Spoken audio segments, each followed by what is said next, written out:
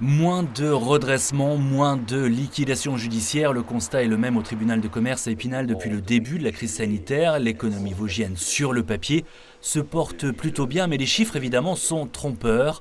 Les entreprises pour beaucoup se reposent encore sur les mesures exceptionnelles du gouvernement, comme les prêts garantis par l'État, mais ces prêts, il faut bien sûr les rembourser.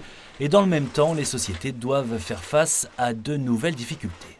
Les augmentations des matières premières, les délais de livraison qui se sont allongés très sérieusement, et puis les difficultés de recrutement de salariés, qui fait que des entreprises se retrouvent avec des carnets de commandes relativement confortables, mais qui n'ont pas les moyens de les mettre en œuvre, parce que par manque de personnel, par manque de main-d'œuvre, et puis des augmentations de prix qui vont être très préjudiciables sur leur marge.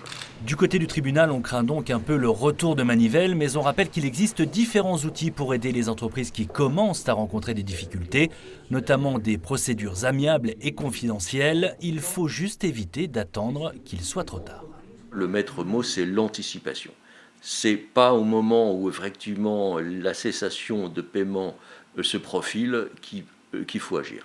Plus le chef d'entreprise agira tôt, et ça c'est l'expérience et les chiffres qui nous le prouvent, plus ils auront de chances de pouvoir sortir de cette période difficile. Et pendant ce temps, on notera tout de même que le nombre d'immatriculations est en hausse. Les Vosgiens continuent de créer leur propre entreprise, souvent d'ailleurs en auto-entrepreneur, dans des secteurs comme le transport, le coaching et la vente en ligne.